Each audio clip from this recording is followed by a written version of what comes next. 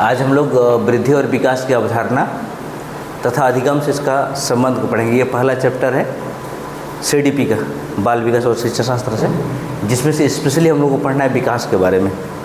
ठीक है, तो वृद्धि के बारे में थोड़ी बहुत जानकारी हमें ऑलरेडी है और उनका अंतर को भी हम जानेंगे। तो सबसे पहले जानेंगे कि विकास है क्या। विकास एक कंटिन्यूस चलने वाला, सतत, यानी जन्म से मृत्यु तक चलते रहता है, कभी रुकता नहीं है। ठीक है, तो एक ऐसी प्रक्रिया है, इसलिए उसको बोलते हैं सतत, कंटिन्यूसली। उसके बाद है विकास जीवन पर्यंत चलता है, बालक के लिए क्या, किसी व्यक्ति के लिए। ठीक है, और विकास को हम लोग कैसे मापते हैं, इसका अलग अलग प्रकार से।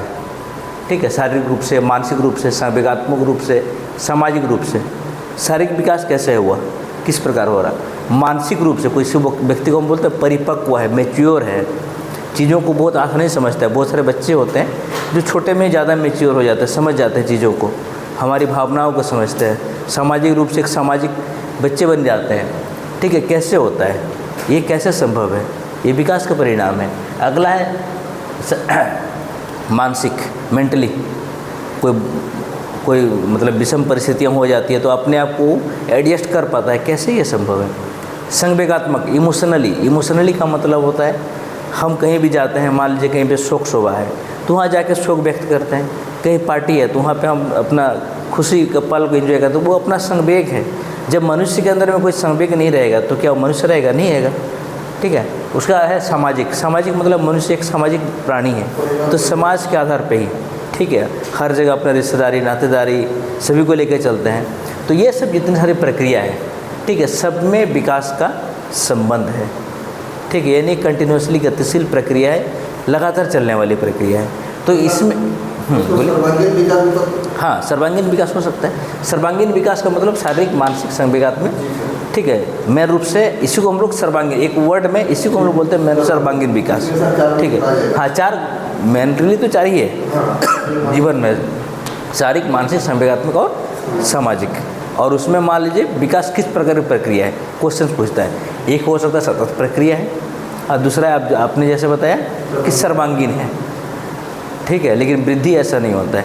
वृद्धि एक पक्षीय है, वन डायमेंशनल है, एक ही साइड। जैसे शरीर हमारा कोई वृद्धि करे, एक समय के बाद वृद्धि रुक जाएगा।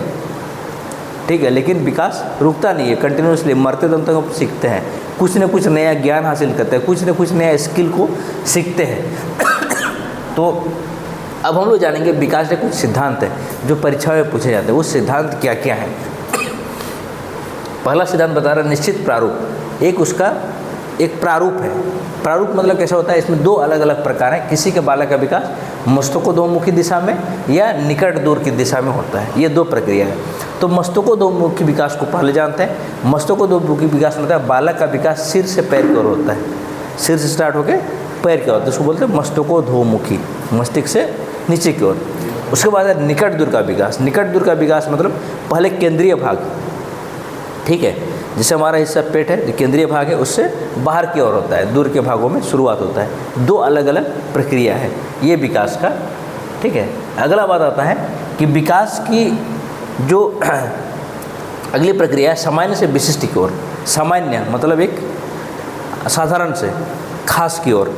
कैसे होता है, बालक विकास क्रम सबसे पहले सामान्य असाधारण चीज़ों को सीखता है। जैसे विकास का यह नियम शारीरिक, मानसिक, संवेगात्मक, सामाजिक विकास में लागू होता है। हम लोग धीरे धीरे एक सामाजिक प्राणी कैसे बनते हैं, पहले सेम चीज़ों को जानते हैं। जैसे हम लोग क्या करते हैं, कोई भी व्यक्ति आता है तो उसको प्रणाम करते हैं, नमस्कार करते हैं। तो सबसे पहले हमें घरों में सिखाया गया है कि बड़ों को, बुजुर्गों को प्रणाम करना है, बड़े बुजुर्गों को आशीर्वाद लेना है। तो ये क्या एक सामाजिक विकास का हिस्सा है।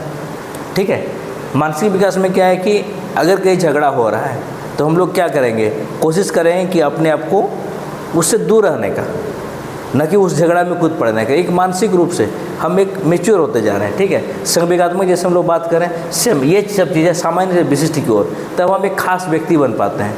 या कोई बच्चे एक विशिष्ट बनता है, कैसे विशिष्ट बालक बनता है, अच्छा कैसे बनता है कि अपने उन इमोशंस में कंट्रोल किया, या फिर ये विकास की एक प्रक्रिया है।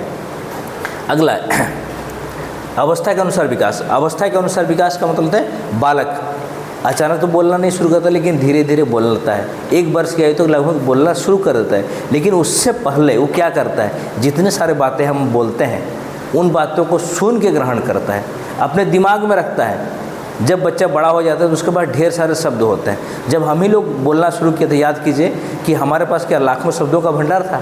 नहीं था। लेकिन धीरे धीरे हमने भाषा का विकास सीखा।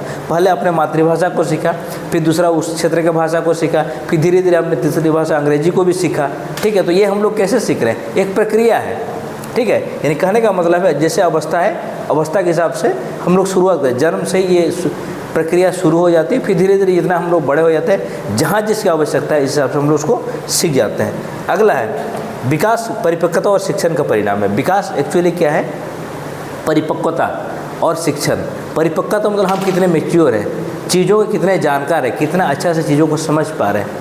ठीक है, बोलते हैं ना एक आदमी मैच्योर है। मैच्योर का मतलब क्या है कि वो अच्छा से चीज़ों को समझ पाता है, लोगों को समझा पाता है, इसका मतलब मैच्योर है। नहीं तो हम लोग क्या करते हैं, कहीं भी जाके कुछ भी बोल देते हैं। होता है ना, बहुत सारे लोग ऐसे भी होते हैं, तो लोग क्या बोलते हैं, वो आदमी मैच्योर नहीं है। तो एक बालक के साथ भी ऐसा होता है। बालक समय और परिस्थितियों के अनुसार सामंजस्य स्थापित करता है, एडजस्टमेंट करना सीखता है। ठीक है, इसी को हम लोग बोलते हैं विकास, परिपक्वता और शिक्षण का परिणाम। दूसरा चीज़ हम लोग बच्चों को सिखाते हैं या बच्चे कहीं और से सीखते हैं, तो ये शिक्षण का परिणाम है। अपने जीवन में उन प्राप्त शिक्षाओं के आधार पर तालमेल बैठाना शुरू करते हैं, फिर आगे वो कोई विशेष व्यक्ति बन जाते हैं या विशेष नौकरी हासिल करते हैं। ठीक है, या कोई महान व्यक्ति बन जाते हैं। इसीलिए यहाँ पे बताया गया है जैसे बालक का अंग स्वतः शारीरिक क्रियाओं द्वारा परिपक्व हो जाता है। जैसे वस्तु को छोटे बच्चे शुरू में क्या करते हैं, एकदम छोटे जब रहते हैं तो उसका हाथ पहले मुट्ठी पकड़ता है, फिर धीरे धीरे हाथ को खींचता है। आगे हम लोग पढ़े कैसे विकास की अवस्थाओं के बारे में। फिर उसके बाद क्या करता है, धीरे धीरे खींचता है। देखते हैं कोई भी अगर बेडशीट वगैरह या चादर वगैरह अपने को खींच लेता है, हाथ से भी पैर से भी। फिर ठीक है, फिर धीरे धीरे झुनझुना वगैरह हम लोग लगा देते हैं अगल बगल में, तो बच्चा उसको छूने की कोशिश करता है, पकड़ने की कोशिश करता है। फिर धीरे धीरे लगता है अच्छा इसको छूने से बचता है। तो ये लर्निंग है धीरे धीरे। ठीक है, बच्चा सीख रहा है। तो ये विकास का अलग सिद्धांत है, इसको बोलते हैं विकास, परिपक्वता और शिक्षण का परिणाम। यानी हर परिस्थिति में ऐसा नहीं है कि शिक्षण का मतलब सिर्फ विद्यालय में ही हो। हम अलग अलग जैसे सामाजिक में भी सीखते हैं, अपने माँ बाप से भी सीखते हैं, हर जगह से सीखते हैं। ठीक है, तो ये परिणाम है। अब हम आगे की प्रक्रिया को जानेंगे, इसके बाद क्या हो रहा है। ठीक है।